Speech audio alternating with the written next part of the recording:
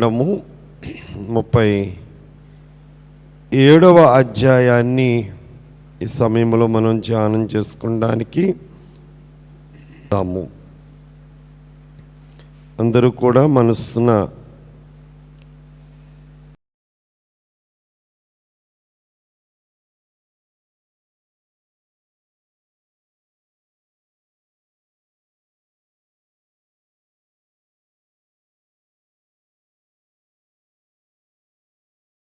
దేవుడే మాట్లాడితే మనకు అర్థమవుతుంది కనుక తల్లి బిడ్డలకు అర్థమగు రీతిగా ఎలాగున మాట్లాడుతుందో పరిశుద్ధాత్ముడు మనకు తల్లి వలె తండ్రి వలె ఆహారమును వాక్యము అను ఆహారమును మన కొరకు దినదినము సిద్ధము చేయుచున్నారు. తండ్రి, ఈరోజు ఆదికాండము 37వ అధ్యాయములో నుండి యోసేపు గారి యొక్క చరిత్ర, యోసేపు గారి యొక్క చరిత్రలో నుండి మాకెన్నో పాఠములు నేర్పించడానికి మీరు సిద్ధముగా ఉన్నారు. దేవా, నీకు స్తోత్రములు. ప్రతి మాట గ్రహించు జ్ఞానము దయచేయండి. ఆ వాక్యము మా హృదయాన్ని నాటుకునేటట్లుగా మేము కూడా భక్తులు ఎలాగూ జీవించారో, నీ మహిమ కొరకు ఎలాగున వారి యొక్క జీవితాలను పవిత్రముగా కాపాడుకున్నారో ఆ వాక్యాలు వినుచున్నప్పుడు మేము అలాగూ బ్రతకాలన్నా అయ్యా ఆకర్షణ మాకు దయచేయండి తండ్రి. ఇప్పటి వరకు జీవించిన జీవితంలో ఉన్న లోటులను సరిచేసుకుంటూ భక్తుల జీవితము ఏ విషయంలో నీకు ఇష్టమైనదో అలాగూ మేము కూడా మా జీవితాలను మలుచుకొనడానికి నీ ఆత్మ సహాయము దయచేయండి తండ్రి. నీకు స్తోత్రములు. సేవకుడు బలహీనుడు, జ్ఞానహీనుడు, శక్తిహీనుడు.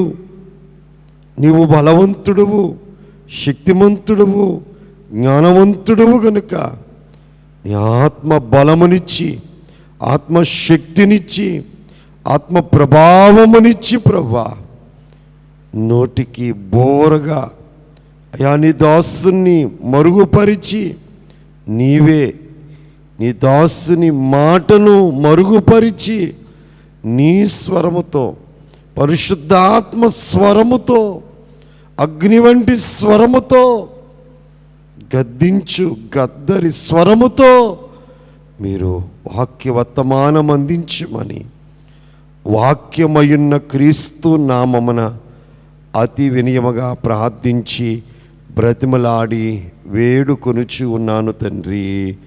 ఆమేన్. ప్రభువైన యేసుక్రీస్తు ప్రభువారి యొక్క కృప,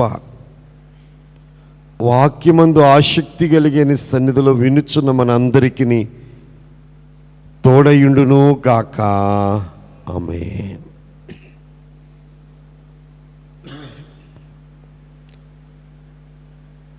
ఇప్పటి వరకు యాకోబు జీవితంలో నుండి ఎన్నో విషయాలు మనము నేర్చుకుంటూ వచ్చాం. నిన్న ఎదోము అనబడుచున్న యాషావి యొక్క వంశావళిని గురించిన విషయాలు 36వ అధ్యాయములో మనము నేర్చుకున్నాం.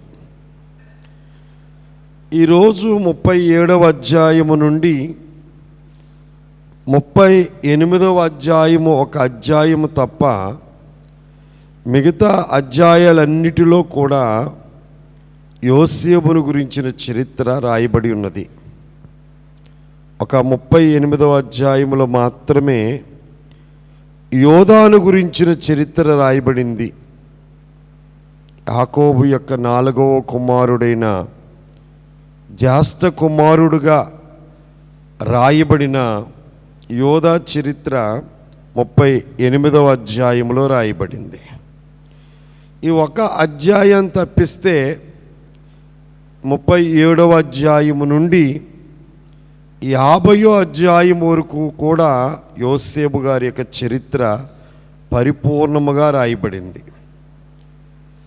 ఇక 49వ అధ్యాయములో యాకోబు తన 12 మంది కొడుకుల్ని ఆయన మరణానికి ముందు దీవించడం, అది కూడా యాకోబు యొక్క మాటలు. ఆ అధ్యాయాన్ని కూడా తీస్తే సంపూర్ణముగా 12 అధ్యాయాలలో 50 అధ్యాయాల్లో 12 అధ్యాయాలు ప్రత్యేకముగా యోసేపును గురించి వ్రాయబడి ఉన్నది. ఒక అధ్యాయము 38వ అధ్యాయములో ఉన్న చరిత్రను బట్టి రాత్రికాలంలో నేను రేపు ఆ అధ్యాయం తప్పితే మిగతా చరిత్ర అంతా యోసేపు చరిత్రే అని చెప్పడం జరిగింది. అయితే 37వ అధ్యాయంలో యోసేపు చరిత్ర ఉంది. 39 నుంచి చివరి అధ్యాయాల వరకు కూడా యోసేపు గారి యొక్క చరిత్ర రాయబడింది.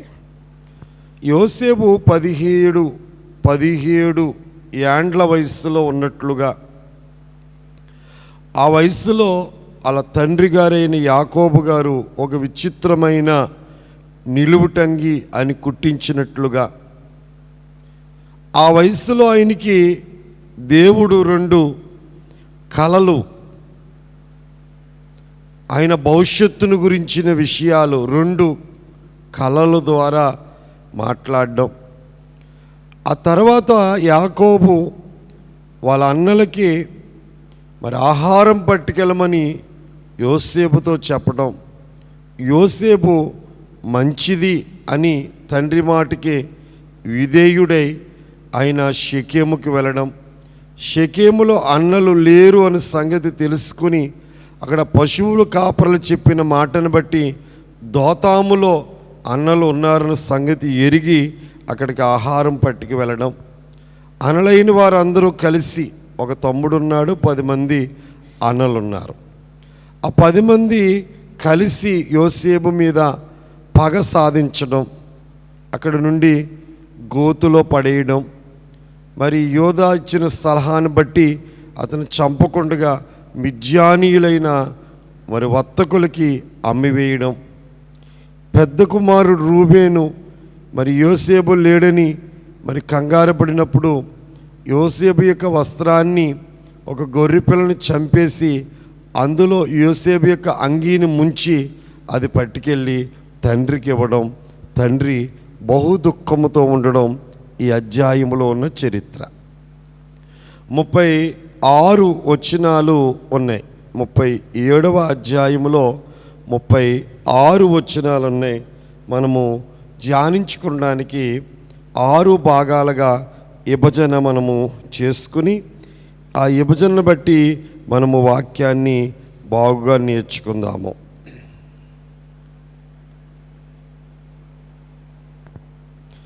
రాసుకునే వాళ్ళు రాసుకోండి.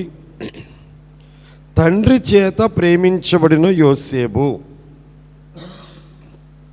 తండ్రి చేత ప్రేమించబడిన యోసేపు. 1 నుంచి 4 వచనాలు. 1 నుండి 4 వచనాలు. 2వ విభజన కలలు గనిన యోసేపు. కలలు గనిన యోసేపు 5వ వచనము నుండి 11వ వచనం వరకు.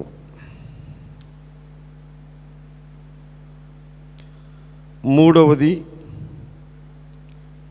సహోదరులను వెదికిన యోసేపు. సహోదరులను వెదికిన యోసేపు 12వ వచనము నుండి 17వ వచనం వరకు. 12 నుండి 17 వరకు. గుంటలో వేయబడిన యోసేపు. గుంటలో వేయబడిన యోసేపు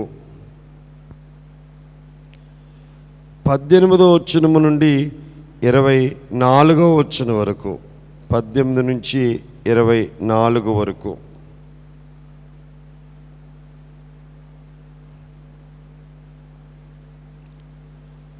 అమ్మివేయబడిన యోసేపు, తర్వాతది అమ్మివేయబడిన యోసేపు 25 నుంచి 28 వరకు, 25 నుంచి 28 వరకు. చివరిది 6వది, తండ్రి దుఃఖమునకు కారకుడైన యోసేపు, తండ్రి దుఃఖమునకు కారకుడైన యోసేపు 29 నుంచి 36 వరకు.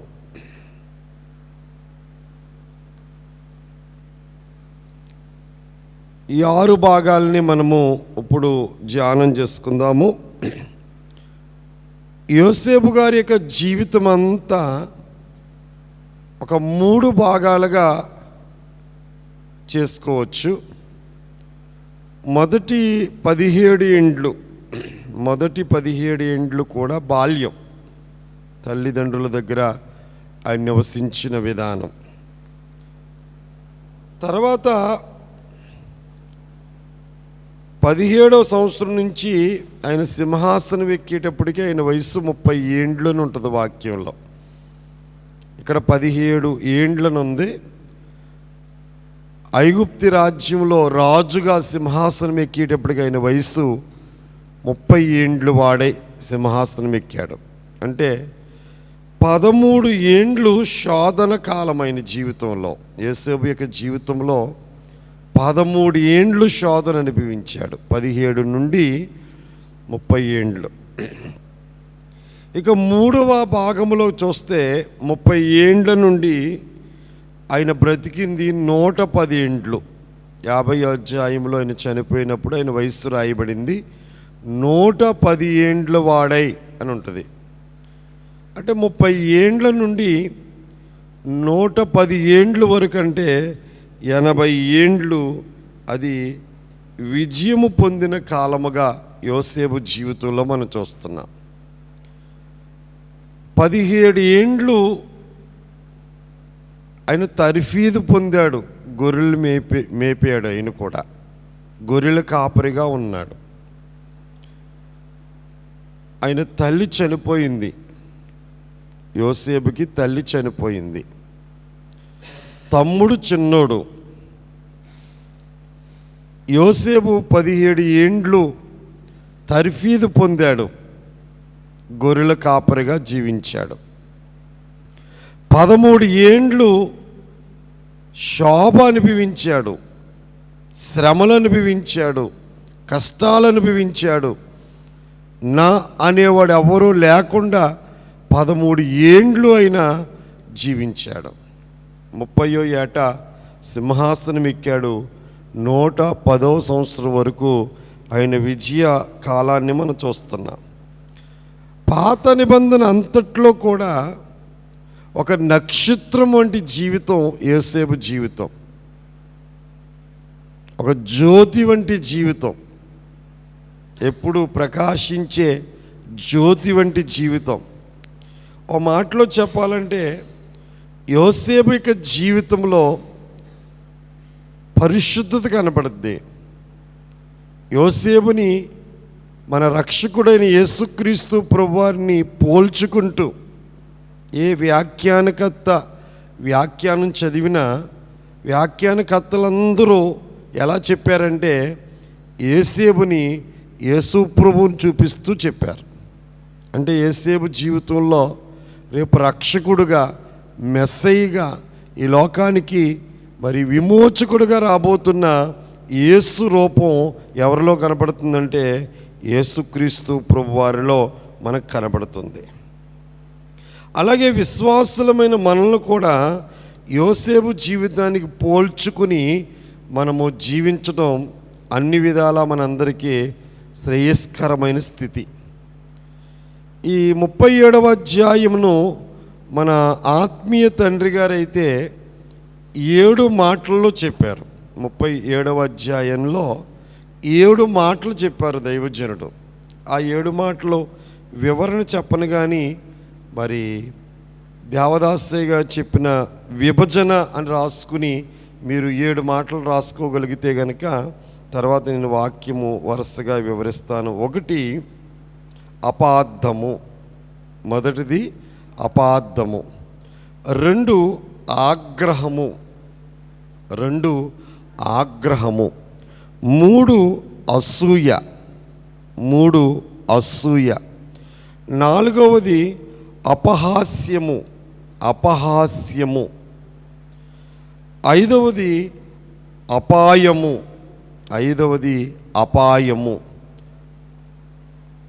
6వది అన్యాయము,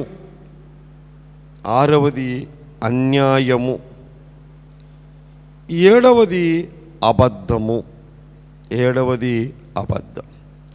ఈ 37వ అధ్యాయములో మన ఆత్మీయ తండ్రి గారు 7 మాటలు అన్నీ కూడా ఆ అనే అక్షరముతో ప్రారంభించేటట్లుగా మొత్తం అధ్యాయం అంతా వచ్చేస్తుంది 7 మాటల్లో.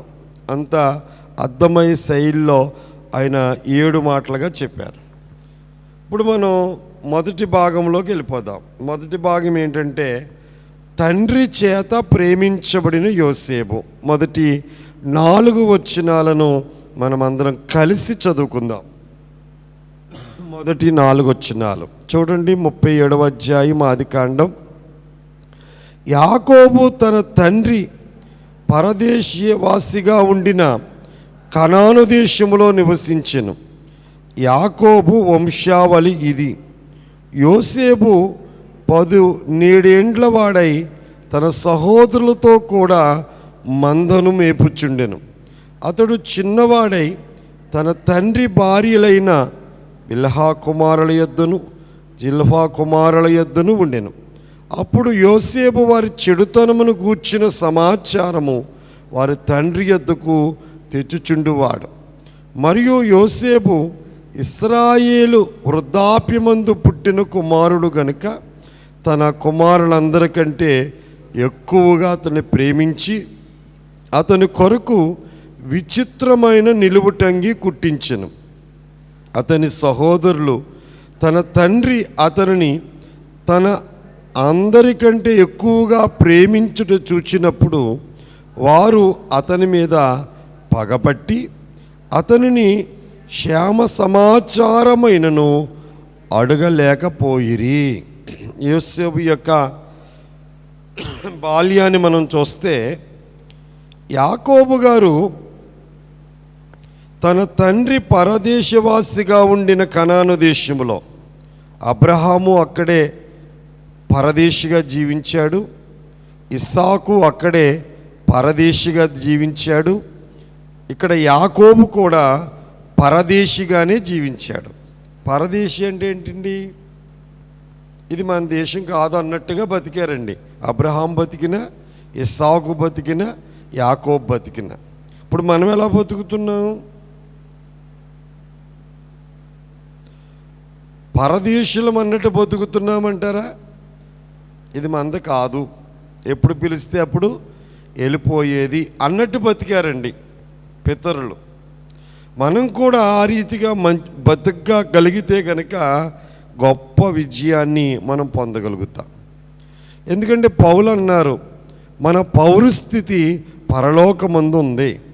మన పౌరస్థితి ఎక్కడుందండి? పరలోకమందు ఉన్నది. అంటే మనం ఎక్కడ సంబంధించిన వారము? ఎవరికి సంబంధించిన వారము? దేవుడికి సంబంధించిన వారము, పరలోకానికి సంబంధించిన వారము.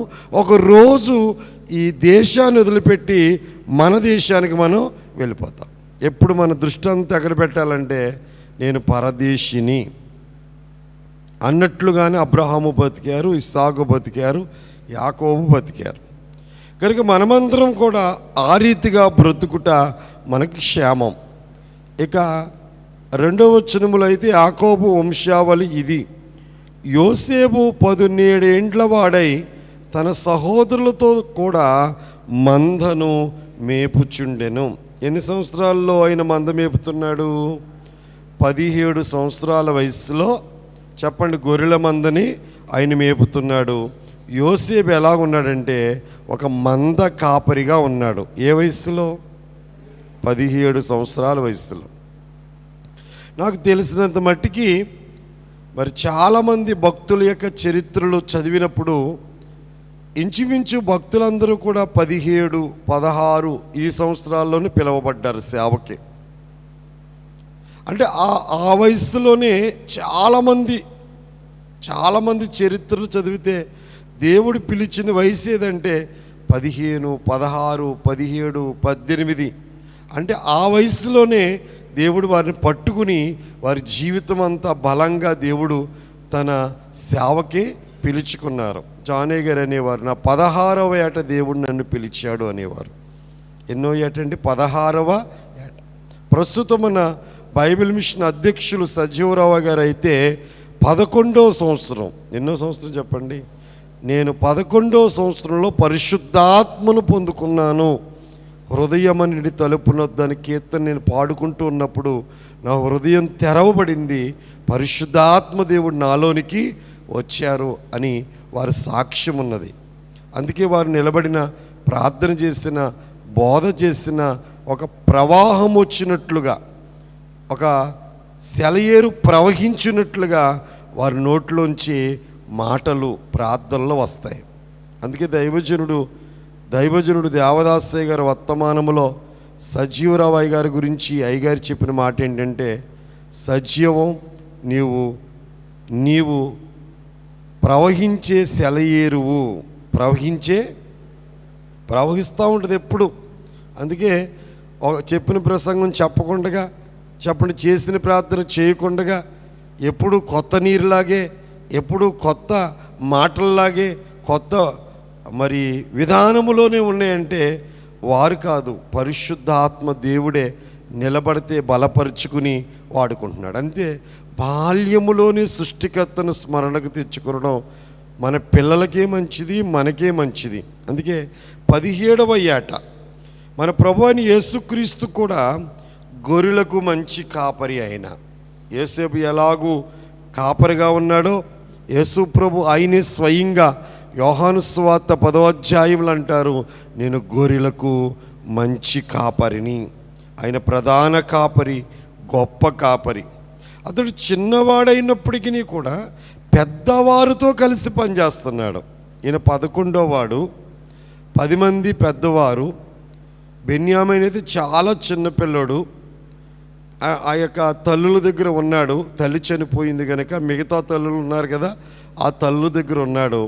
కానీ చిన్నవాడు ఎవరితో కలిసి పనిచేస్తున్నాడంటే తనకంటే పెద్దవారు వాళ్ళందరితో కలిసి ఆయన కూడా పనిచేసే పనివాడిగా ఉన్నాడు. మనం కూడా చిన్నలమైన సంఘమునకు మరి వాక్యం అందించేవారిగా, మరి పూచీదారులుగా, బాధ్యతకు తగిన వారిగా మనము పనిచేయాలి. వయసుతో సంబంధం లేదు, ఆసక్తిని బట్టి పని ఉంటుంది. చాలామంది జీవితాల్లో ఆసక్తి ఉండదు. వయసు ఎంత వచ్చినా సరే వారికి ఏముండదంటే దేవుని పని యందు వారికి ఆసక్తి ఉండదు. పాట పాడడానికి ఆసక్తి చూపించరు, బైబిల్ చదవడానికి ఆసక్తి చూపించరు, ప్రార్థన చేయండి అంటే ఆసక్తి చూపించరు, పరిచర్య చేయడానికి ఆసక్తి. ఈ పని దేవుడిది. మన ఇంటి దగ్గర మనం చేసుకునే పని మనదే. మనము, మన బిడ్డలు, మన కుటుంబం కోసం చేసుకునే పని అది. ఇక్కడ చేసే పని ఇది ఒక మనిషి పని కాదు. ఈ పరిచర్య అంతా ఎవరిదే? దేవుడిది. అందుకే ఏ విషయంలో కూడా మనము మరి తక్కువగా చూడకూడదు. దేవుడి పనిని పరిచర్య చేయాలి. చిన్నవాడిగా కనపడుతున్నాడు కానీ ఆవిడ అందరితో కలిసి పనిచేసే మరి పనివానిగా కనపడుతున్నాడు యోసేపు.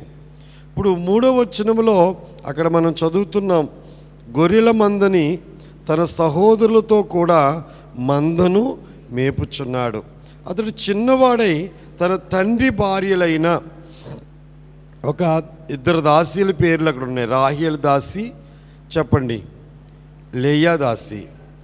మరి దాను, నప్తాలి, గాదు, ఆషేరు, వీళ్ళెవరు చెప్పండి? 4. ఈ 4 ఎవరు? దాసీలకు పుట్టిన పిల్లలు. ఈ 4 వీళ్ళ దగ్గరే ఉండేవంట. ఈ 4 దగ్గరే యోసేపు గారు ఎవరి దగ్గర ఉండేవాడండి? ఈ నలుగురు దగ్గర ఉన్నాడు. కుమారుల యొద్ద ఆయన ఉండెను. అప్పుడు యోసేపు వారి చెడుతనమును గూర్చి సమాచారము వారి తండ్రి యొద్దకు తెచ్చుచుండువాడు. అంటే దాసీకి పుట్టిన ఈ నలుగురు నడవడిక బాగోలేదు. ఏమండి, ఏం బాగోలేదు? నడవడిక బాగోలేదు. అంటే అక్కడ పోసగుచ్చినట్లు దెబ్బలాడుతున్నారో, చెడుతనం చేస్తున్నారో, మొత్తం ఏ టు జెడ్ సాయంకాలం వచ్చేటప్పటికి అలా నాన్నతో చెప్పేసేవాడు. దీన్ని మంచిదా చెడ్డదా చెప్పడం? చెప్పాలి.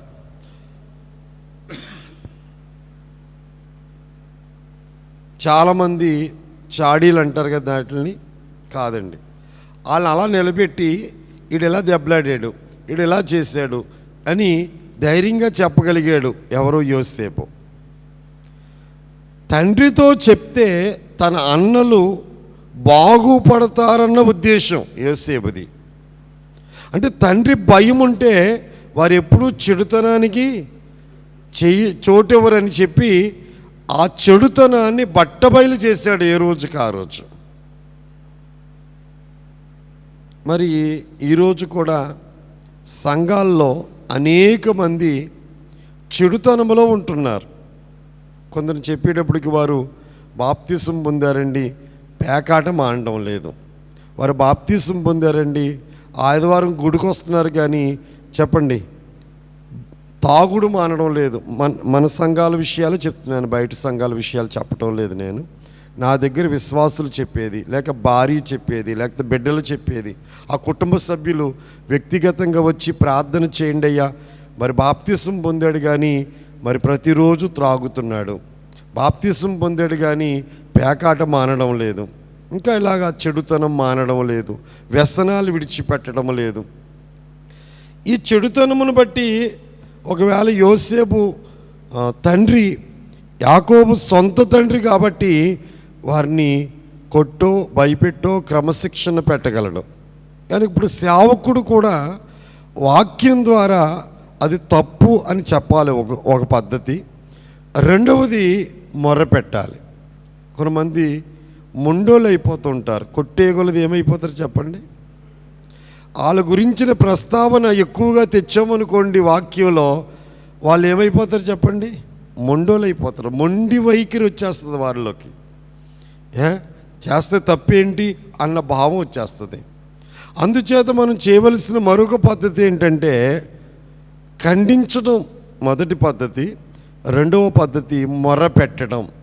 సర్వశక్తిమంతుడైన దేవుడి పాదాల దగ్గర మన విశ్వాసుల్లో రక్షణ పొంది ఎంతమంది దేవునికి వ్యతిరేకమైన కార్యాల్లో ఉంటున్నారు, ఆ విషయం మనం అల్లరి చేయకుండా, చెప్పండి అపహాస్యము చేయకుండా, వారి గురించిన ప్రస్తావన లోకం చెప్పుకున్నట్లుగా మనం చెప్పకుండా ఏం చేయాలంటే మొరపెట్టాలి. ఫలానా వారు ఫలానా పాపానికి బానిస అయ్యారని వాళ్ళ ఇంటివారే చెప్పారయ్యా, వాళ్ళ భార్యే చెప్పిందయ్యా, వాళ్ళ బిడ్డలే చెప్పారయ్యా, లేక మరి అన్యులు చెప్పారయ్యా, దేవా ఆ మనిషి ఆ బానిసత్వంలో ఉన్నాడు, నేను నమ్మి బాప్తిసం పొందాడు, యేసుప్రభు నా దేవుడని ఒప్పుకున్నాడు, అయ్యా రక్షించని యవన స్త్రీ అయినా యవన పురుషుడైనా ఎవరైనా సరే వారి పేరు చెప్పి మనము రహస్యంగా మనము ఒంటరిగా చేసుకున్నప్పుడు, ఒంటరిగా మనం ప్రార్థన చేసుకున్నప్పుడు ఆ అంశమెత్తి మనం ఏం చేయవలసిన వారమై ఉన్నామంటే మొర్ర పెట్టవలసిన వారమై ఉన్నాం. ఇక్కడ యోసేపు తండ్రి దగ్గర మొర్ర పెడుతున్నాడు. ఆ నలుగురు నడవడిక బాగోలేదు, వాళ్ళ దగ్గరే నేను కూడా మందలు మేపుతున్నాను, వారి పద్ధతి బాగోలేదు నాన్న, వాళ్ళ నలుగురు అందరితో గొడవలకు వెళ్ళిపోతున్నారు నాన్న, మన అన్నయ్యలదే తప్పు నాన్న అని చెప్పి ఆయన వాళ్ళ చెడు సమాచారమును గురించి తండ్రి వద్దకు తెస్తూ ఉండటం అనేది మనం చూస్తున్నాం. అయితే రెండు విషయాలు మీకు జ్ఞాపకం చేస్తున్నాను. పరుల గుట్టు బయట పెట్టకూడదు, అది చాలా అపకీర్తి అవుతుంది. నమ్మకమైన స్వభావం గలవాడు సంగతిని దాచును. అంటే ఎక్కడ చెప్పాలి ఎక్కడ చెప్పకూడదు కూడా తెలుసుకోవాలి. అసలు చెప్పకూడదని కాదు, ఎక్కడ చెప్పాలి ఎక్కడ చెప్పకూడదు. అది కనుక మీరు గ్రహించగలిగితే కనుక దేవుళ్ళో మీరు ఆత్మీయంగా బాగా ఎదగలుగుతారు. ఇలా అలాంటి పరిస్థితి లేకే సంఘాల్లో ఎవరైనా ఒక సాక్ష్యం చెప్పారనుకోండి, ఆ సాక్ష్యాన్ని అపార్థం చేసుకునే వాళ్ళు ఉన్నారు. ఆ సాక్ష్యాన్ని మరొక విధంగా అవునండి ఆ మాట చెప్పేవాళ్ళు ఉన్నారు. దానివల్ల వారికి ఇబ్బంది అవుతుంది, వాళ్ళ కుటుంబానికి ఇబ్బంది అవుతుంది. తర్వాత వారిని మందిరానికి పంపించడానికి వాళ్ళ బిడ్డలకు కూడా ఇబ్బంది అవుతుంది. ఒక మాటని గ్రహించకుండా, ఆ విషయం ఏంటో అర్థం చేసుకోకుండా మరి సగం వింటారండి, సగం వినరు, సగం వింటారు, సగం వినరు. ఆ సగం విన్న విషయాన్ని చెప్పేస్తూ ఉంటారు వెళ్ళి. దానివల్ల చాలా నష్టం కలుగుతుంది. ఇక ముందుకు వెళ్ళిపోదాం. 3వ వచనం చూడండి. మరియు యోసేపు ఇశ్రాయేలు వృద్ధాప్యమందు పుట్టిన కుమారుడు గనుక తన కుమారులందరికంటే ఎక్కువగా అతన్ని ప్రేమించి అతని కొరకు విచిత్రమైన నిలువుటంగి కుట్టించను. మరి ఇది మంచి పద్ధతి అంటారా? 12 మంది కొడుకుల్లో ఒక్కొడుకే అంగీ కుట్టించడం అనేది మంచి పద్ధతి అంటారా? వాళ్ళ నాన్న కూడా వాళ్ళ అన్నయ్యని ఎక్కువ ప్రేమించి వాళ్ళ అన్నయ్యకే ఒక చొక్కా కుట్టించాడట. అది వాసన వస్తుందంట, సువాసన వస్తుందంట, చీని వాసన వస్తుందంట. ఆ చొక్కా వేసి కదా వాళ్ళ అమ్మ వాళ్ళ నాన్న దగ్గరికి పంపించింది. మా నాన్న నన్ను ఒకలాగా మా అన్నను ఒకలాగా ప్రేమించాడు అని యాకోబు తెలుసు కదా, నేను అందరిని ఒకేలా ప్రేమించాలని సంగతి తెలుసు కదా, మరి ఎందుకు ప్రేమించాడంటారు? ఏంటి తేడా ఏంటంటారంటే అందరిలో చెడ్డ కనపడుతుంది. యోసేపులో ఏం కనపడతలేదండి? దెబ్బలాట్లకి వెళ్తలేదండి, బూతులు మాట్లాడతలేదండి, ఏ చెడు వ్యసనాలు ఆయనలో ఒక కారణం. ఇంకో కారణం ఏంటి? ఒకే ఒక స్త్రీని పెళ్లి చేసుకుందామని వెళ్ళాడు మేనమామ ఇంటికి. నలుగురిని చేసుకుందామని ఉద్దేశం యాకోబులో లేదండి. నిజంగా అక్కడ వాక్యం పరిశీలించాం కదా, నీ చిన్న కుమార్తె అయిన రాహేలు కోసం నేను 7 సంవత్సరాలు కొలువు చేస్తానని చెప్పాడు మేనమామతోటి. ఆయన ఏం చేశాడు? మోసం చేసి పెద్ద కుమార్తెనిచ్చాడు. పెద్ద కుమార్తెకేమో దాసినిచ్చాడు. చిన్న కుమార్తెని చేసి ఇంకో దాసినిచ్చాడు. మొత్తం 4 వచ్చారు. కానీ తాను ప్రేమించిన భార్య రూపం, చనిపోయిన రాహేలు రూపం, ప్రతి రూపం ఎవరిలో కనపడుతుందంటే యోసేపులో కనపడుతుంది. అదొక కారణం. ప్రేమించి పెళ్లి చేసుకున్న భార్య యొక్క కుమారుడు అన్నది ఒక కారణం. అతనిలో యథార్థత కనపడడం ఒక కారణం. ఏ కారణమైతేనే ఆయనకి ఏమొచ్చింది చెప్పండి? విచిత్రమైన నిలువుటంగి. ఏముంది అక్కడ? అతని కొరకు విచిత్రమైన నిలువుటంగి. అంటే చిత్రమైందా విచిత్రమైందా? అంటే చిత్రమైంది, విచిత్రమైనది. మరి 12 మందిలో ఒక్కడే ఆ విచిత్రమైన అంగి వేసుకుంటే మిగతా వాళ్ళందరికీ కోపం ఖచ్చితంగా వస్తుంది. ఎందుకో మరి నాన్న ఎక్కువ ప్రేమించాడు యోసేపుని. బహుశా జ్యేష్ఠుడిగా చేద్దామనుకున్నాడో, లేకపోతే నా తర్వాత అధికారం అంతా అతనికి ఇద్దామనుకున్నాడో, అతని యొక్క జ్ఞానాన్ని చూచాడో, ఏమి చూచాడో, తండ్రి మాత్రం యోసేపుని ఎక్కువ ప్రేమించాడు. అలాగే పరలోకపు తండ్రి అయిన యెహోవా దేవుడు కూడా తన ఏకైక కుమారుడైన మన రక్షకుడైన యేసుక్రీస్తు ప్రభువారిని ఎక్కువ ప్రేమించినట్లుగా మనం చూస్తున్నాం. ఎందుకంటే తండ్రి రొమ్మునున్న అద్వితీయ కుమారుడు యేసుప్రభు ఎవరండి? తండ్రి రొమ్మునున్న అద్వితీయ కుమారుడు. ఆయన గురించి బాప్తిస్మం ఇచ్చిన సమయంలో కానీ, ఆయన ప్రార్థన చేస్తూ రూపాంతరం పొందిన సమయంలో కానీ పరలోకా నుండి ఏ శబ్దం వచ్చింది? పరలోకానికి వచ్చిన శబ్దం ఏమిటి? ఈయన నా ప్రియ కుమారుడు, ఈయన యందు నేను. యోసేపును తండ్రి ఎలా ప్రేమించాడో యేసు ప్రభువును కూడా పరలోకపు తండ్రి అలాగే ప్రేమిస్తున్నాడు. ఈయన నా ప్రియ కుమారుడు, ఈయన యందు నేను. చాలాసార్లు చెప్పాను ఈ మాట మీకు. అక్కడ నువ్వు నేనుంటే ఎంత బాగుంటుందో, అండ్ నువ్వు నేను ఆ స్థానంలోకి వెళ్తే ఎంత బాగుంటుందో. ఈయన నా ప్రియ కుమారుడు, ఈమె నా ప్రియ కుమార్తె, ఈమె యందు నేను ఆనందిస్తున్నాను. దేవుడు మనం ఎంతో ఆనందిస్తే దేవుడికి ఎంతో మరి సంతోషం కలుగజేస్తున్న వారమవుతాం. మరి అద్వితీయ కుమారుడుగా ఉన్న యేసుక్రీస్తునే ఎందుకు ప్రేమించాడు అంటే ఆయన తండ్రి చిత్తాన్ని నెరవేర్చాడు. ప్రేమించడం అంటే ఒకళ్ళ చేత ఒకళ్ళు ప్రేమించబడాలనుకుంటే ఎలా ప్రేమించబడతారంటారు? వాళ్ళకి నచ్చినట్లు బతికితేనే వాళ్ళ చేత మనం ప్రేమించబడతాం. ఒక వ్యక్తి ప్రేమ మనం పొందాలంటే ఖచ్చితంగా ఆ వ్యక్తికి నచ్చినట్లు మనం జీవించాలి. యేసుప్రభు తండ్రికి నచ్చినట్టు జీవించాడు, యోసేపు తండ్రికి నచ్చినట్టు జీవించాడు, దేవదాసయ్య గారు తండ్రికి నచ్చినట్టు జీవించాడు, దావీదు మహారాజు గారు తండ్రికి నచ్చినట్లు బతికాడు, బహుప్రియుడు అనబడిన దానియేలు గారు తండ్రికి నచ్చినట్లుగా బతికాడు.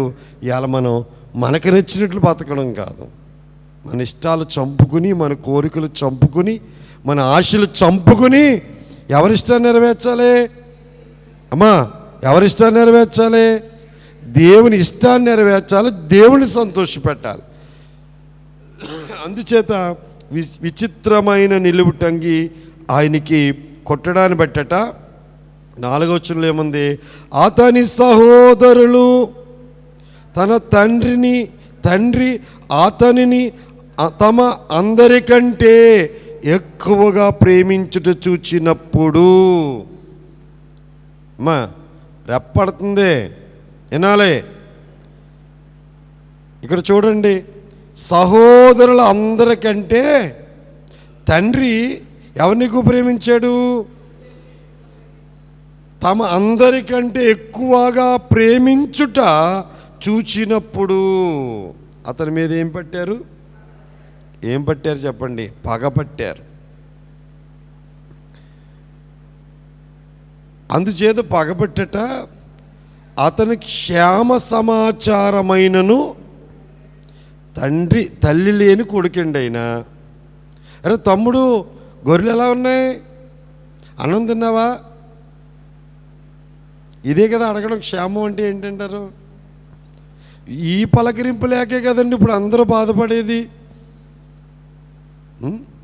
ఈ పలకరింపు లేకే మనుషులు బాధపడేది. ఏ పలకరింపు లేక? వరుస పెట్టో అమ్మనో నాన్ననో లేక అక్కనో అత్తనో చెప్పండి పిలిచి భోంచేశారా, బాగున్నారా, ఆరోగ్యం బాగుందా, ఇలాగ అడగపోవడమే బాధ. అవునా కదా చెప్పండి? చాలామంది చెప్పేది కనీసం ఫోన్ అన్నా చేయడండి, ఎలా ఉన్నావో అని అడగడండి. కొడుకుల గురించి, కోడల గురించి అందరికీ చేసుకుంటుందండి. వాళ్ళు పుట్టింటోళ్ళందరికీ చేసుకుంటుందండి. వాళ్ళతో గంటల మాట్లాడుతుందండి. కానీ అస్సలు మేమంటే గెట్టదండి. అమ్మా ఇంతమంది ఒకళ్ళిద్దరు కాదు. మరి మనం అన్యుల్లాగా లోకస్తుల్లా ఉండకూడదు కదా. యేసుక్రీస్తు ప్రభుని ఎరిగిన మనము పుట్టింటి వారైనా అత్తింటి వారైనా మాటే కదా, పలకరింపే కదా. ఇప్పుడు యోసేపుకి ఎంత బాధ అంటారు, ఎంత వేదన అంటారు ఆయనకి. అందుకే మరి మొదటి భాగములో యోసేపు గారి యొక్క చరిత్రను మనము చూచాము. తండ్రి చేత ప్రేమించబడిన యోసేపు. రెండవ భాగంలోకి వెళ్ళిపోదాం. 5వ వచనము నుండి 11వ వచనం వరకు అందరూ కలిసి దేవుని వాక్యాన్ని చదువుదాము. యోసేపు కలగని తన సహోదరులతో అది తెలియచెప్పగా వారు అతని మీద మరి పగబట్టిరి. అతడు వారిని చూచి, నేను కనిన ఈ కలను మీరు దయచేసి వినుడి. అదేమనగా, మనము చేనిలో పనలు కట్టుచుంటిమి, నా పన లేచి నిలుచుండగా మీ పనలు నా పనను చుట్టుకొని నా పనకు సాష్టాంగపడినని చెప్పాను. అందుకతని సహోదరులు, నువ్వు నిశ్చయముగా మమ్మును నేలిదవా, మా మీద నీవు అధికారమొగుదువా అని అతనితో చెప్పి అతని కళను బట్టి అతని మాటలను బట్టి అతని మీద మరింత పగబట్టిరి. అతడు ఇంకొక కలగని తన సహోదరులకు తెలియజేసి, ఇదిగో నేను మరొక కలగంటిని, అందులో సూర్య చంద్రులను 11 మంది నక్షత్రములను నాకు సాష్టాంగపడిని చెప్పాను. అతడు తన తండ్రితోనూ తన సహోదరులతోనూ అది తెలియచెప్పినప్పుడు అతని తండ్రి అతనితో, నీవు కని కల ఏమిటి? నేను నీ తల్లియు నీ సహోదరులను నిశ్చయముగా వచ్చి నీకు సాష్టాంగ పడుదుమా అని అతను గద్దించెను. అతని సహోదరులు అతని యందు అసూయపడిని. అయితే అతని తండ్రి ఆ మాట జ్ఞాపకముంచుకొనెను. ఇక్కడ మనము చూసినప్పుడు కలలగనిన యోసేపు ఏమండి, 2 కలలు ఆయనకు వచ్చినాయి.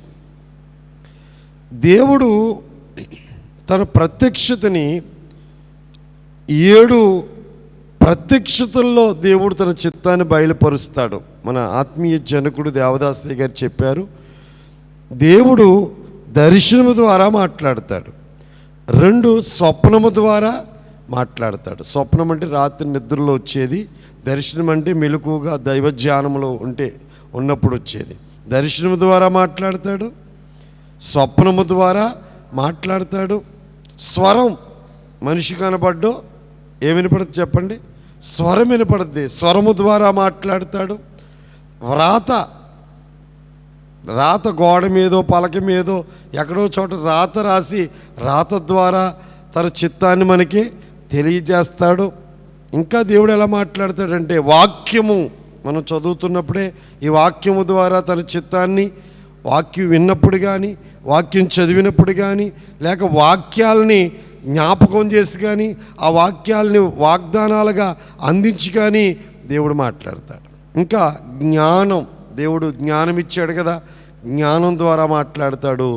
7వది ఊహ, ఒక ఆలోచన వస్తుంది, అది దేవుడు పెట్టిన మనకు వచ్చిన ఆలోచన కాదు, ఇది దేవుడే నీకు ఇచ్చాడు ఆలోచన, అది అంటే ఫాలో అయిపోతే ఆ కార్యం జరిగిపోద్ది. 7 ప్రత్యక్షతల ద్వారా దేవుడు తన చిత్తాన్ని మనకే తెలియజేస్తాడు. మన తండ్రి గారు ఏమన్నారంటే 7 ప్రత్యక్షతల్లో ఏదో ఒక ప్రత్యక్షత కనుక మనకి లేకపోతే రేపొద్దున మనం పరలోకానికి వెళ్ళడం చాలా కష్టం. ఎందుకంటే దేవుడు స్వరమును ఏదో రీతిగా మనం గుర్తించాలి. యోహాను 10వ అధ్యాయములో నా గొర్రెలు నా స్వరము వినును అన్నాడు. కనుక దేవుని చిత్తం దర్శనములోనో స్వప్నములోనో స్వరము ద్వారానో వ్రాత ద్వారానో వాక్యం ద్వారానో జ్ఞానం ద్వారానో ఊహ ద్వారానో ఏదో ఒక రాగా మనం ప్రార్థించినప్పుడు దేవుడి చిత్తం మనం తెలుసుకునే వరము, ఏదో ఒక వరము మనం కలిగి ఉండాలి. ఎలా తెలుస్తుంది లేకపోతే దేవుడి చిత్తం? కనుక యోసేపుకి దేవుడి చిత్తం 2 కలల ద్వారా, యోసేపు గారికి 2 కలలు చూపించాడు దేవుడు. తర్వాత ఆయన చెరసాల్లో ఉన్నప్పుడు 2 కలలకైనా అర్థం చెప్పాడు, 2 కలలకే అర్థం చెప్పాడు. తర్వాత ఫరో రాజు గారికి వచ్చిన 2 కలలకి ఆయన భావము చెప్పాడు. ఆయన 2 కళ్ళకు అన్నాడు, 2 కళలకు అర్థము చెప్పాడు. రాజుగారు 2 కళలకు కూడా ఆయన భావాన్ని చెప్పాడు. అది స్వప్న ప్రత్యక్షత. కొత్త నిబంధనలో కూడా మరియమ్మ గారి యొక్క భర్తగా ఉన్న యోసేపు గారికి కూడా స్వప్న ప్రత్యక్షత ఉంది. ఏ ప్రత్యక్షత ఉందండి? స్వప్నం. మీకు ఒకసారి సమయమైనా పర్లేదు కానీ ఒకసారి ఆయనతో దేవుడు ఎన్నిసార్లు మాట్లాడాలో మీకు చూపించాలని నేను ఆశపడుతున్నాను. ఒకసారి మత్తయి సువార్త 1వ అధ్యాయంలోకి రండి, త్వరగా చూడండి.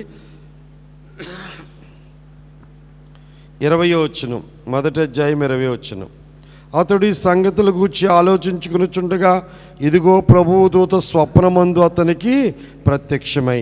అంటే దేవుడు ఎలా మాట్లాడాడు యోసేపు గారికి? యోసేపు గారికి స్వప్నం ద్వారా మాట్లాడాడండి.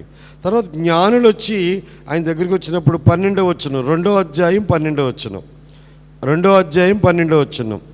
తర్వాత హేరోదునొద్దకు వెళ్ళవద్దని స్వప్నమందు దేవుని చేత బోధించబడిన వాడై వారు మరొక మార్గమున తన దేశమునకు తిరిగి వెళ్ళిరి. ఇది ఏమండి ఎవరికి? జ్ఞానులకి. ఏమండి ఇది జ్ఞానులకు వచ్చిన స్వప్నం. అయితే 13వ వచనంలో వారు వెళ్ళిన తర్వాత ఇదిగో ప్రభువు దూత స్వప్నమందు, ఎలాగా స్వప్నము, యోసేపుకు ప్రత్యక్షమయ్యాడు.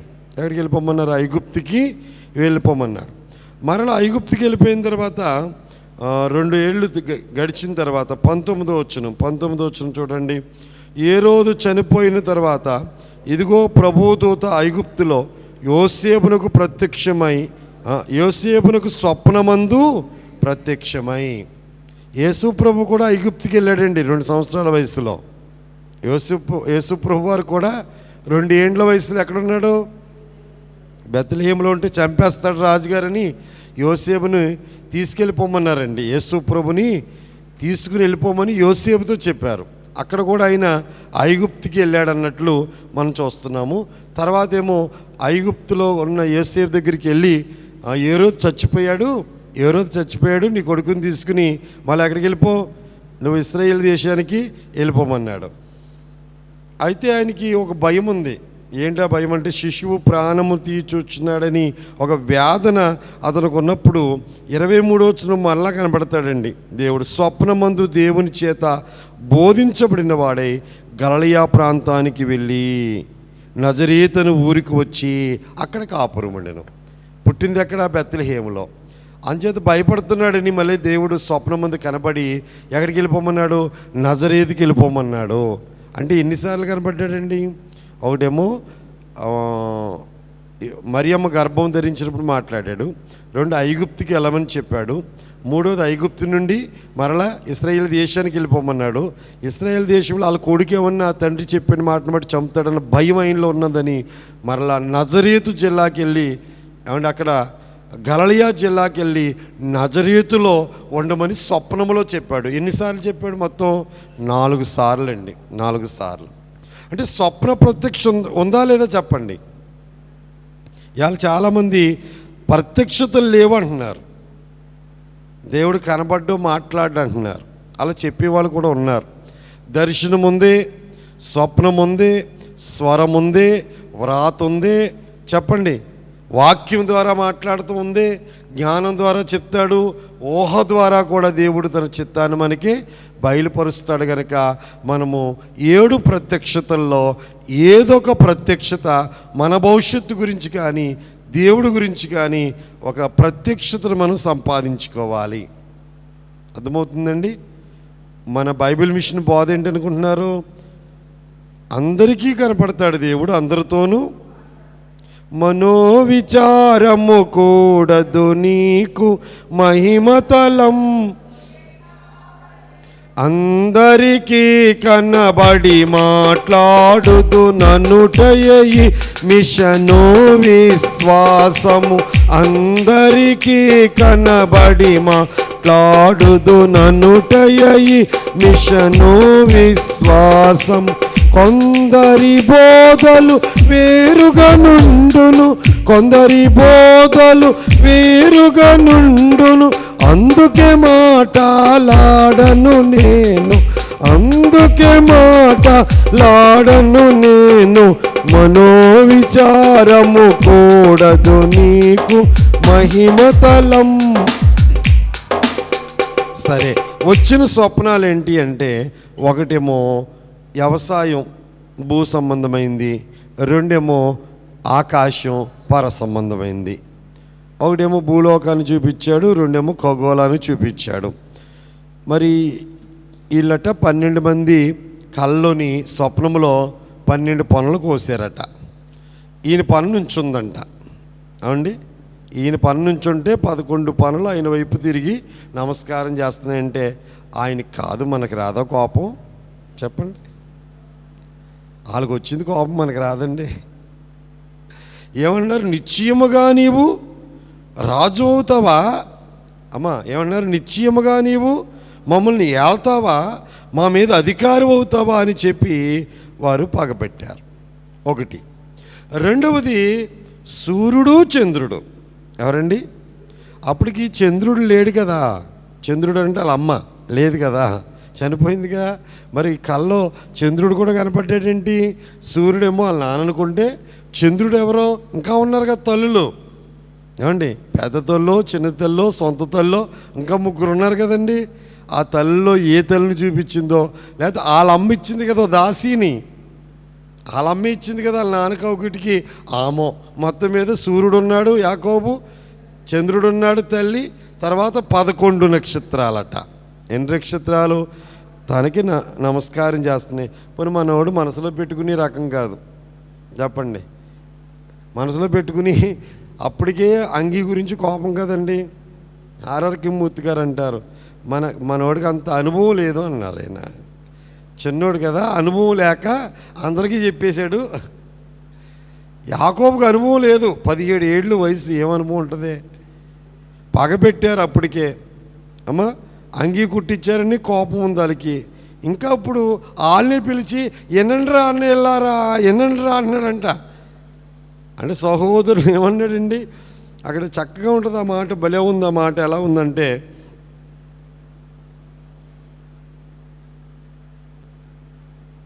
సహోదరులతో అతను తెలియచెప్పగా వారు అతని మీద మరింత పగబట్టిరి. ఇప్పుడు మనం చదువుకున్న దాంట్లోనే ఉంటుంది, సహోదరులకు తెలియజేసాను. ఆ విషయము తల్లిదండ్రులకు కూడా చెప్పాడండి. ఏ విషయమైనా ఎలా చెప్పేవాడంటే, యోసేపు అందరూ ఉన్నప్పుడు చెప్పేవాడట. దేవదాసయ్య గారి గురించి,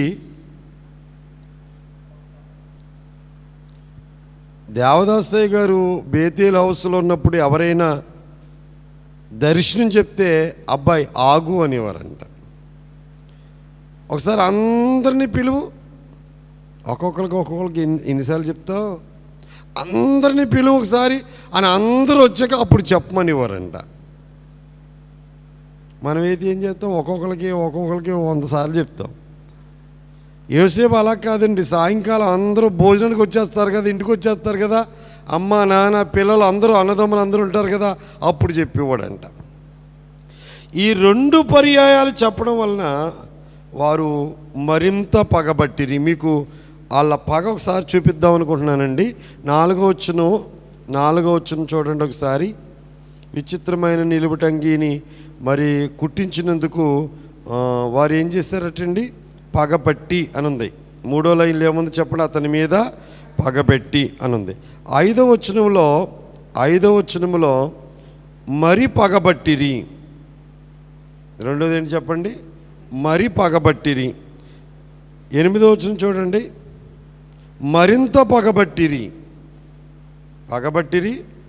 మరి పగబట్టిరి, మరింత పగబట్టిరి. 11వ వచనం చూడండి, అసూయపడిరి. ఏమండి, పగబట్టారు, మరి పగబట్టారు, మరింత పగబట్టారు, అసూయపడ్డారు. వీటికి కారణం ఏంటి? యాకోబు ఎక్కువ ప్రేమించడం. ఎవరిని? యోసేపుని యాకోబు ఎక్కువ ప్రేమించడం. 2, ఎవరికీ లేని ఒక విచిత్రమైన నిలువుటంగి కుట్టించడం. 3, యోసేపు చెప్పిన మాటలు, చెడు సమాచారం అంతా ఎవరు చెప్పేశాడు? తండ్రికి చెప్పడం. 4, కలలు చెప్పడం. ఏమండి, 4వదైనా 2 కలలు చెప్పడం. దాంట్లో నేను ఏలిక అవుతాను. ఎలా చెప్పేవాడంటే, మీరు అందరూ నాకు నమస్కారం పెడుతున్నారు, నాకు వచ్చింది కళ. ఆయనకు వచ్చింది ఏంటండి? దేవుడు చూపించాడు. ఎవరు చూపించిన కళ? దేవుడు చూపించింది. ఎవరైనా ఆపగలరా? దేవుడు చూపించిన దర్శనం నెరవేరుతుందా? ఖచ్చితంగా నెరవేరుతుంది. యాకోబు యోసేపు కనిన కళ్ళ భావాన్ని గ్రహించాడండి. అన్నయ్యలైతే ఆ పెద్ద పిల్లల దగ్గర పైకి అలా గద్దించాడంటే కానీ మనస్సులో ఆ మాట గుర్తించుకున్నాడు. ఎందుకంటారు? ఆయన కూడా మేనమామ ఇంటికి వెళ్ళేటప్పుడు ఆయన కూడా ఒక కళ కన్నాడు కదా. కన్నాడా? ఆ కళలో దేవుడు నిచ్చెన కనబడిందా? దేవదూతలు ఎక్కుతూ దిగుతూ ఉన్నారా? దేవుడు ఏ మాట అయితే చెప్పాడో ఆ మాటలన్నీ నేను జీవితంలో నెరవేరింది కదా. ఇది దేవుడే చూపించాడని కాస్త అనుభవం ఉంది. ఎవరికి? యాకోబుకి. అందుకే యోసేపు కళని మనసులో పెట్టుకున్నాడు. ఒక అనుభవం ఉన్న వాళ్ళకి ఆ అనుభవం కలిగిన సంగతులు చెప్తే అర్థమవుతాయి. ఆ అనుభవం లేని వాళ్ళ దగ్గరికి వెళ్ళి ఆ విషయాలు చెప్తే వాళ్ళు మనల్ని అంగీకరించడం. అందుచేత మనం చెప్పేటప్పుడు కూడా ఎలాంటి వాళ్ళు ఉన్నారో, ఏమండి, అర్థం చేసుకునే వాళ్ళు ఉన్నారా, ఆ విషయం అర్థం చేసుకునే వాళ్ళు ఉన్నారా, నమ్ముతారా వీళ్ళు అని కొంచెం గ్రహించి మాట్లాడాలి. వాళ్ళు వింటున్నారా వినకపోయినా, అర్థం కాకపోయినా చెప్పుకుంటూ పోకూడదు. ఏం చేయాలి చెప్పండి? వచ్చిన వాళ్ళు కొత్త వాళ్ళు వస్తూ ఉంటారు, అనుభవం కలిగిన వాళ్ళు ఉంటారు, అనుభవం లేని వాళ్ళు ఉంటారు. అందరికీ అర్థమయ్యేటట్లుగా బోధ చేయాలి. యోసేపు ఏలుబడిని గూర్చి, అధికారమును గూర్చి దేవుడు ముందుగానే బయలుపరిచాడు. ఎంత గొప్ప విషయం అంటే 17వ ఏట 30వ ఏట ఎక్కే సింహాసనం గురించి చెప్పాడు. 30వ ఏట సింహాసనం ఎక్కుతాడు. 37వ ఏట వరకు ఆయన ఏం చేస్తాడు చెప్పండి? పరిపాలన చేస్తాడు. 2 ఏళ్ళకి వచ్చారు తమ్ముళ్ళు, అన్నయ్యలు, తమ్ముడు కానీ అన్నయ్యలు కానీ ఎన్ని ఏళ్ళకి వచ్చారు అంటే 39వ ఏట వాళ్ళు వచ్చి నమస్కారం పెట్టింది ఎప్పుడు? 39వ సంవత్సరంలో. అంటే 17వ సంవత్సరంలో చూపించాడు. ఏ సంవత్సరంలో జరగబోయేది? ఇంకా 22 ఏళ్ళ తర్వాత జరగబోయే విషయాన్ని దేవుడు ముందుగా చూపించాడు. యేసుక్రీస్తు ప్రభుని గురించి కూడా దేవదూత గారు మరియమ్మ గారి దగ్గరికి వచ్చి లోకాసువార్త 1వ అధ్యాయం 32-33 వచనాలు ఏమన్నారంటే, అమ్మా నీ గర్భాన పుట్టిపోయేవాడు ఎవరనుకుంటున్నావు? సర్వోన్నతుడగు దేవుని కుమారుడు, ప్రభు అయిన దేవుడు ఆయన తండ్రి అయిన దావీదు సింహాసనాన్ని ఆయనకిచ్చును. ఆయన యాకోబు వంశస్థులను యుగయుగములు ఏలును. ఆయన రాజ్యము అంతము లేనిదై ఉండునని చెప్పాడు. అంటే యోసేపుకి శ్రమలు వచ్చి తర్వాత సింహాసనం వచ్చింది. మన రక్షకుడైన యేసు ప్రభు కూడా అలాగే శ్రమలు వచ్చినాయి. యేసు ప్రభు శ్రమలు సహించాడు, యోసేపు శ్రమలను సహించాడు. గోతులో పడేయడం అంటే మరణమే, సరసాల్లో పడేయడం అంటే మరణమే. అలాగున ఆయన జయించుకుంటూ శ్రమలు సహించినోడు ఏల్తాడని తిమోతి పత్రికలో పౌలు రాశాడు. సహించినోడు అంటే ఏలుబడి చేస్తాడంట. మనలో ఏముండాలి ఏలుబడి చేయాలంటే? సహనం, ఓర్చుకునే గుణం ఉండాలి. ఓర్చుకునే గుణాన్ని చాలామంది చేతకానితనం అనుకుంటారు. ఈ లోకస్తులు లేకపోతే అవిశ్వాసులు లేక నామకార్థ క్రైస్తవులు కూడా ఏమనుకుంటారు? చేతకానితనం అంటారు. యేసుప్రభు చేతకాకంటారా? శిలువ మీద దిగలేదు. చేతకాకంటారా? వాళ్ళందరినీ సంహరించలేదు. యేసు ప్రభు సహించారు, యోసేపు గారు సహించారు. అందుకే వారు ఏమయ్యారు చెప్పండి? ఏలికలయ్యారు. వాళ్ళు పగట్టినా, మరింత పగబెట్టినా, అసూయపడినా సరే ఆయన నా కళ నెరవేరుతుంది అన్నంత ఖచ్చితంగా చెప్పాడు. సమయం అయిపోద్ది కనుక ముందుకెళ్ళిపోదాం. ఇప్పుడు వరకు 2 భాగాలు మనం చూచాము. కలలగని యోసేపును గురించి మనం విన్నాము.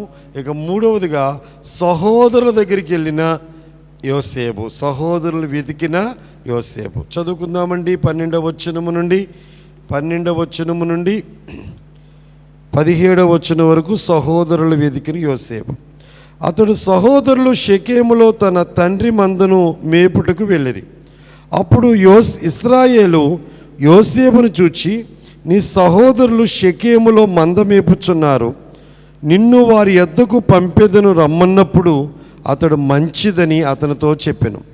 అప్పుడు అతడు నువ్వు వెళ్ళి నీ సహోదరుల క్షేమమును మంద క్షేమమును తెలుసుకుని నాకు వర్తమానము తెమ్మని అతనితో చెప్పి ఎబ్రోను లోయలో నుండి అతన్ని పంపెను. అతడు షెకెమునకు వెళ్ళెను.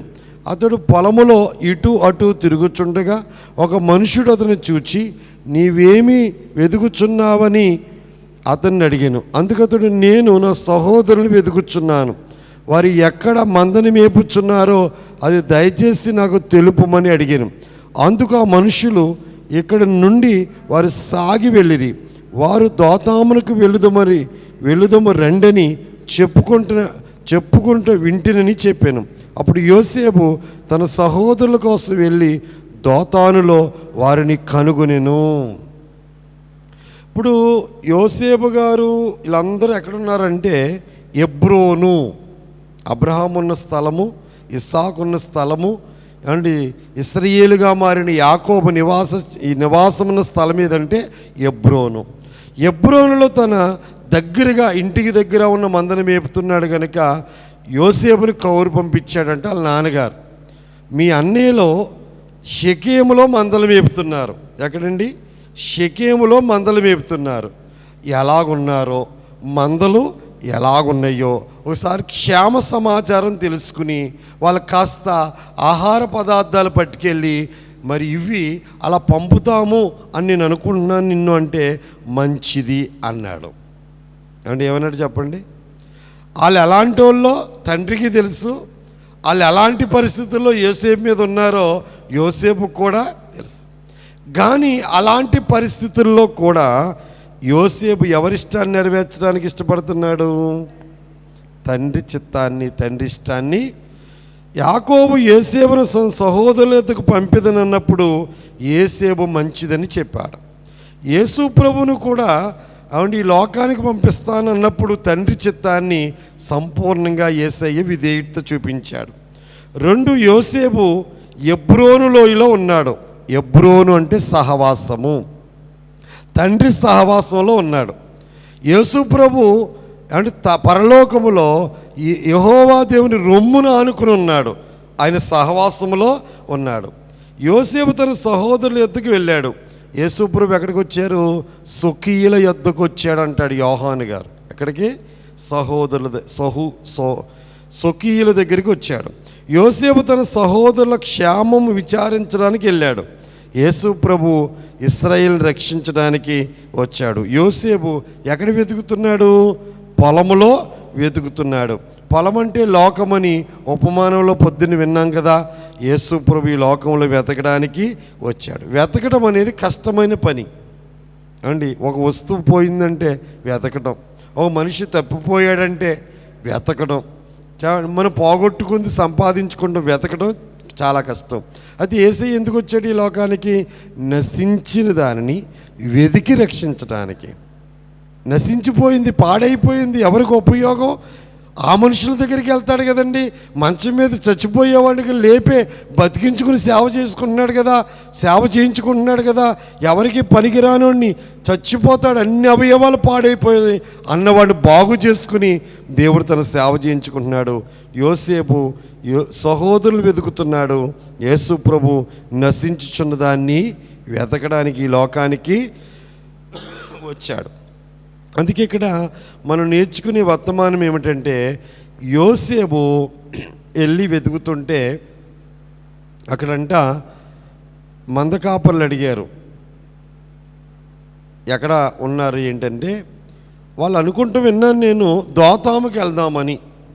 మీకు అక్కడ చెప్పాలనుకున్నది ఏంటంటే, ఎబ్రోన్ నుండి షెకెముకి 50 మైళ్ళు దూరం ఉంటుంది అంటున్నారు. అక్కడి నుంచి దోతాము ఇంకా దూరం. అంటే అంత చిన్న వయసులో ఇంత బరువైన ఆహార పదార్థాలు, 10 మందికి ఆహారం అంటే కష్టమే కదండి, పట్టుకుని తండ్రి ఇష్టాన్ని నెరవేర్చాడంటే ఎంత నమ్మకమైన మనసు కలవాడంటారు యేసేపు గారు. కష్టం అని అనలేదండి ఆయన, అది కష్టము అని అనలేదు. ఎలా నెరవేర్చాడంటారు? ఇష్టంగా నెరవేర్చాడు. యేసు ప్రభు కూడా ఈ లోకములో తండ్రి చిత్తాన్ని ఎంతో ఇష్టముగా నెరవేర్చినట్లుగా మనం చూస్తూ ఉన్నాం. సరే, ఇప్పుడు దోతాముకి వెళ్ళిపోయాడు. దోతాము దగ్గర నుంచి చదువుకుందామండి. 18వ వచనం నుండి గుంటలో వేయబడిన యోసేపు గురించి 18 నుంచి 24 దాకా. 18 నుంచి 24. అతడు దగ్గరకు రాకమునుపు వారు దూరము నుండి అతను చూచి అతను చంపుటకు దురాలోచన చేసిరి. వారు, ఇదిగో ఈ కలలుగని వాడు వచ్చుచున్నాడు, వీణ్ణి చంపి ఇక్కడ ఉన్న ఒక గోతులో పారేసి దుష్టమొగలు వీణ్ణి తినివేసినని చెప్పుదము. అప్పుడు వీని కళ్ళేమగునో చూతము రండని ఒకరితో ఒకరు మాట్లాడుకునిరి. రూబేను ఆ మాట విని మనము వారిని చంపరాదని చెప్పి వారి చేతుల్లో పడకుండా అతన్ని విడిపించెను. ఎట్లయినను రూబేను అతని తండ్రికి అతను అప్పగించుటకై వారి చేతుల్లో పడకుండా అతన్ని విడిపింపదలచి, రక్తము చిందింపకుడి, అతనికి హాని ఏమీ చేయక అడవిలో ఉన్న ఈ గుంటలో అతన్ని పడద్రోయుడని వారితో చెప్పాను. యోసేపు తన సహోదరుల యొద్దకు వచ్చినప్పుడు వారు యోసేపు అంగీని అతడు తొడుక్కుని ఉండిన ఆ విచిత్రమైన నిలువుటంగి తీసివేసి అతన్ని పట్టుకుని ఆ గుంటలో పడద్రోసిరి. ఆ గుంట వట్టిది, అందులో నీళ్ళు లేవు. ఎంత బాగా రాశాడు దేవుని వాక్యంలో. ఆ గుంట వట్టిదట, అందులో ఏమి లేవు చెప్పండి. దోతాము అంటే గుంటలు అని అర్థం. దోతాము అంటే ఏంటి చెప్పండి? గుంటలు, అన్నీ గుంటలే ఉంటాయి అక్కడ. ఇప్పుడు వీళ్ళందరూ కలిసి ఏం చేశారు చెప్పండి? ఒకే ఒక మాట, కలలుగనేవాడు వస్తున్నాడు హో అన్నారు. ఎవరో కలలుగనేవాడు వస్తున్నాడంట, ఈ రాజు అవుతాడంట, మనం అందరం నమస్కారం చేస్తామంట. వీడిని చంపేసి ఓ గుంట్లో పడేసి దుష్టముగాలు చంపేసినని చెప్తాం తండ్రితో అని అందరూ ఎదురు చూస్తున్నారు. కానీ పెద్దోడు, ఎక్కడైనా సరే మరి పెద్దోడికి ఏంటో కొంచెం ఇంట్లో జాలి ఉంటుందంటారా ఏంటి? పెద్దోడికి రూబేను పెద్దోడు ఇంట్లో. ఎవరు చెప్పండి?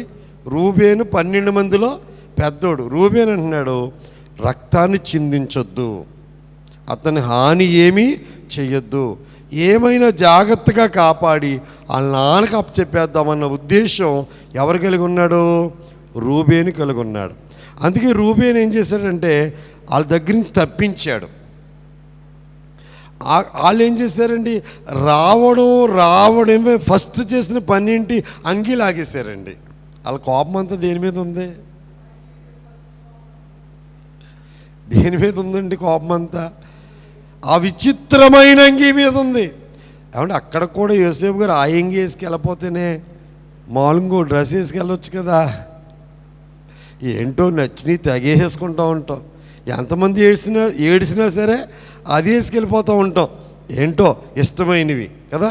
యోసేపుకి దేవుడిచ్చిన మరి దర్శనాలు గొప్పవి, తండ్రి ఇచ్చిన విచిత్రమైన అంగీ కూడా గొప్పది. చిన్నతనంలోనే ఆయన అంగీ వేసుకున్నాడు.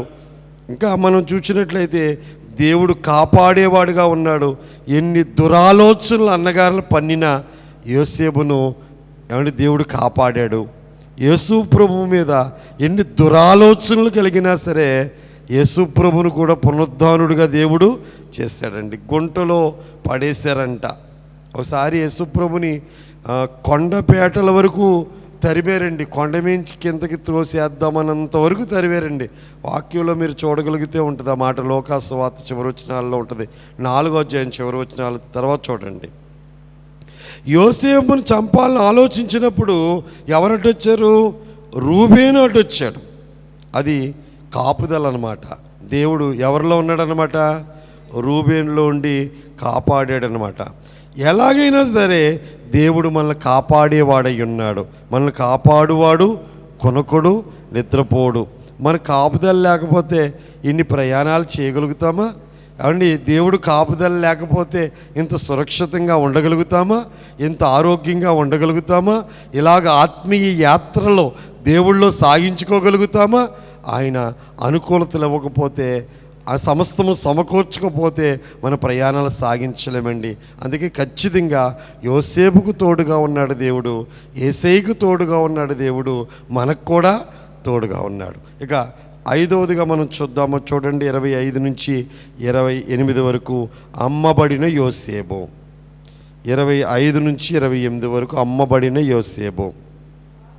వారు భోజనము చేసి కూర్చుండి కనులెత్తి చూడగా ఐగుప్తుకు తీసుకుని పోవుటకు గుగ్గిలము మస్తకియు బోలమును మోయుచున్న ఒంటెలతో ఇష్మాయేలీయులైన మార్గస్థులు గిలాదు నుండి వచ్చుచుండిరి.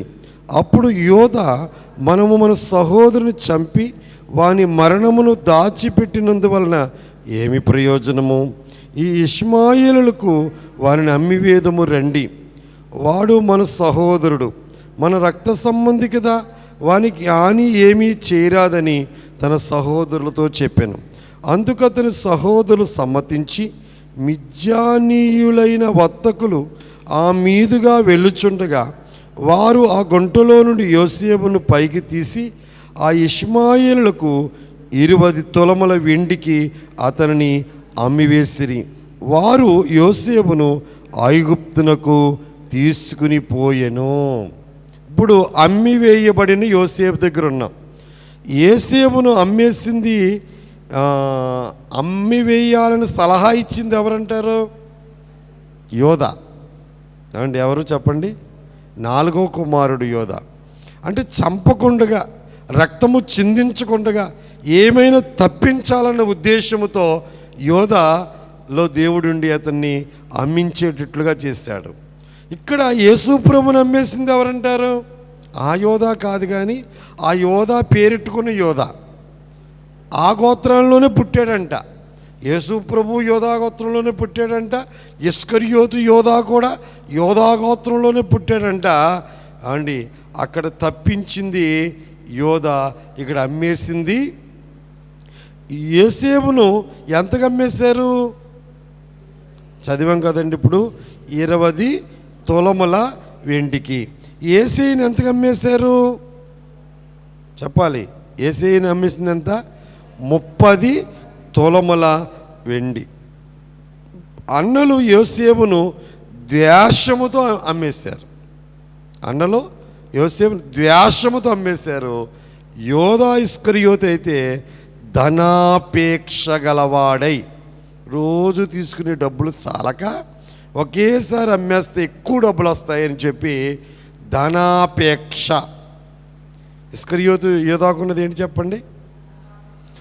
యోసేపు ఇలాగు చేసిన దైవ గ్రంథములో మనం చూడగలుగుతున్నాం. వారికంటే ముందుగా ఆయన ఒకరిని పంపినను ఉంది. దేవుడు రేపొద్దున్న కరువు రాబోతుందే, ఇవన్నీ తెలుసంటారు యోసేపుకి. గుంటలో పడినప్పుడు పాస్టర్ అమ్మగారు ఉంటే పాట పాడిచ్చేవాడిని. మరి గుంటలో పడినప్పుడు ఎలా ఏడ్చాడంటే, ఒక మాట గుర్తుంచుకోండి. గుంట్లో పాడేసి అంగీ లేకుండా, బట్టలు లేకుండా గట్టు మీద వాళ్ళు అన్నం తింటున్నారంటే వాళ్ళు మనుషులేనంటారు? అసలు అన్నం తెచ్చినోడిని, అన్నం కూడా వాళ్ళు తినేది అన్నం ఎవరు తెచ్చారు? ఆయన తెచ్చాడు. ఆ తెచ్చినోడిని అంగీ లాగేసుకుని గుంట్లో పాడేసి వాళ్ళు భోంచేస్తూ ఉంటే దూరంగా కనపడుతున్నారంట ఈ వర్తకులు. అంటే వాళ్ళ మనస్సు ఎలాగుందో, వారి ఆలోచన విధానం ఎలాగుందో చూడండి. వాళ్ళు ఎంత దుష్టులుగా మనకు కనపడుతున్నారో.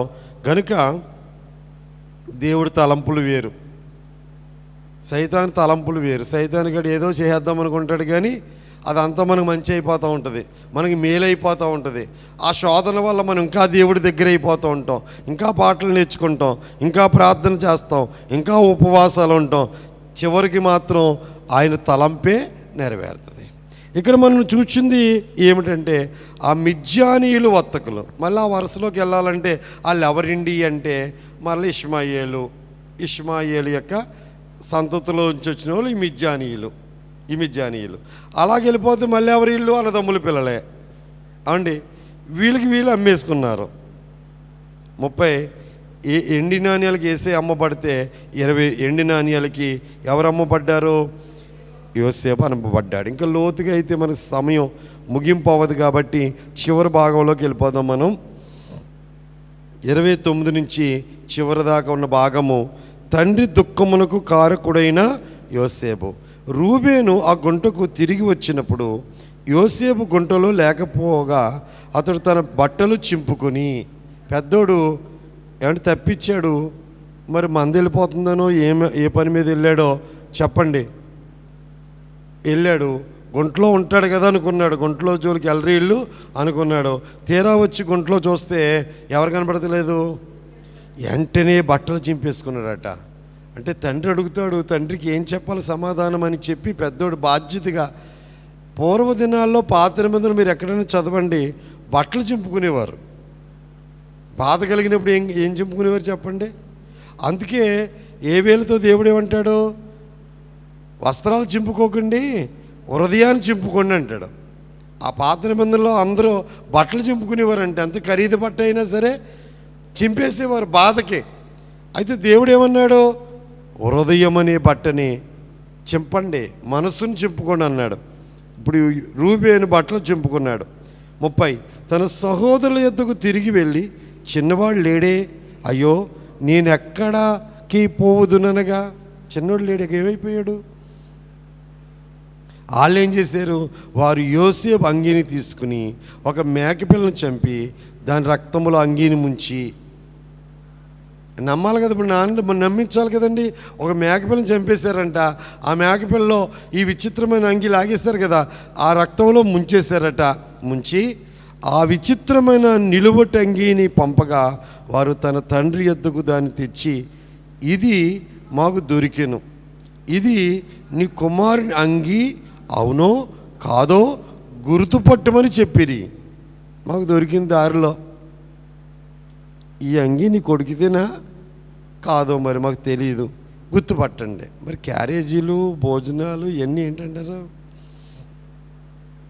అతడు దాన్ని గుర్తుపట్టి, ఈ అంగీ నా కుమారునిదే, దుష్టముఖము వాన్ని తినివేసెను, యోసేపు నిశ్చయముగా చీల్చబడిన నిన్ను. అంటే చచ్చిపోయాడిక, దుష్టముఖం ఏదో నా కొడుకుని చంపేసింది. యాకోబు తన బట్టలు చింపుకొని తన నడుమున గోనె పట్ట కట్టుకుని అనేక దినములు తన కుమారుడి నిమిత్తము అంగలార్చుచుండగా అతని కుమారులందరూ అతని కుమార్తెలందరూ అతన్ని వాదార్చుటకు యత్నము చేసిరైతే అతడు వాదార్పు పొందనలక, నేను అంగలార్చుచు మృతుల లోకమునకు నా కుమారుని యొద్దకు వెళ్ళిదనని చెప్పి అతని తండ్రి అతని కోసం ఏడ్చెను. మిద్యానీయులు ఐగుప్తుకు అతన్ని తీసుకుని పోయి ఫరో యొక్క ఉద్యోగస్తుడును రాజ సంరక్షక సేనాధిపతి అయిన పోతీఫరునకు అతనిని అమ్మివేసిరి.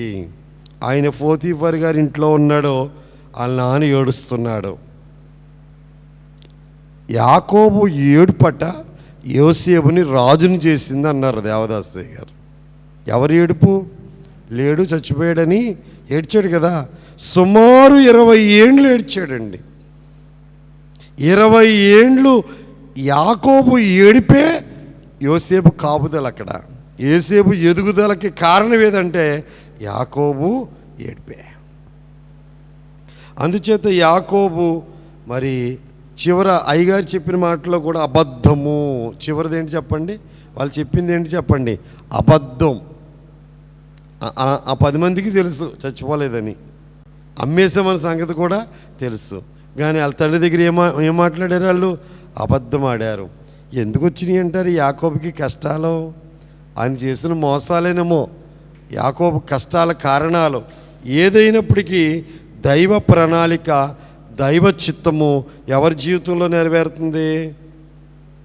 యోసేపు జీవితంలో నెరవేరుతుంది. మన జీవితంలో కూడా కార్యము జరిగేదాకా మనకు తెలియదు. ఎందుకు ఏడిపిస్తాడో దేవుడు మనకి తెలియదు. ఏడిసే పరిస్థితులు మాత్రం ఉంటాయి. ఆ ఏడిసే పరిస్థితే చెప్పండి మనల్ని ఉన్నతమైన స్థానానికి నడిపిస్తుంది. అప్పుడు అనుకుంటాం ఆ ఏడుపు వ్యర్థమవ్వలేదు, ఆ ఉపవాసం వ్యర్థమవ్వలేదు, అప్పుడు చేసిన కన్నీరు వ్యర్థమవ్వలేదు అని ఒకరోజు ఉన్నతమైన స్థానంలో చూచినప్పుడు మనము తెలుసుకోగలుగుతాము. కనుక యోసేపు అన్నలు యోసేపు మీద చాలా పగబట్టారండి. యోసేపు అన్నలో ఉన్న లోపాలు చెప్పాలంటే వారు చెడుతనము కలిగి ఉన్నారండి. చెడ్డ సమాచారం అన్నది ఉంది కదండి. వాళ్ళ అన్నయ్యల్లో ఎవరిలో కూడా ఏ బుద్ధి లేదు చెప్పండి. సరి అయిన బుద్ధి, సుబుద్ధి ఎవరిలో లేదండి. అందరూ చెడులో జీవిస్తున్నారు అన్నయ్యలందరూ. రెండోది పగబట్టి, మరి పగబట్టి, మరింత పగబట్టి అసూయ కలిగిన వారుగా ఉన్నారు, దురాలోచన కలిగిన వారుగా ఉన్నారు, గుంటలో పడేసిన వారుగా ఉన్నారు. చెప్పండి, అమ్మివేశారు, సొంత తమ్ముడిని అమ్మేశారు. ఇవన్నీ ఎవరిలోనే చెప్పండి? యోసేపు గారి యొక్క అన్నలకి 10 మందికి కుయుక్తి కలిగిన వారుగా ఉన్నారు, తండ్రిని బాధ పెట్టేలాగా ఉన్నారు. ఎంత ఏడుస్తున్నా సరే, ఎంత ఏడుస్తున్నా గుట్టి చెప్పారంటారా? ఏడిపించాలనుకున్నారు. మాకంటే ఆయన ఎందుకు ప్రేమించాలి ఎక్కువ, మాకు కుట్టించిన అంగి ఆడికెందుకు కుట్టించాలి అన్న పగ, ద్వేషము వారికి కలిగుండి ఎంత కుట్ర చేశారు. 36వ అధ్యాయంలోని విషయాలను మనం ముగించుకుందాం. దేవుడి మాటలను మన హృదయంలో భద్రము చేయును గాక. ఆమేన్. ప్రార్థన చేసుకుందాం.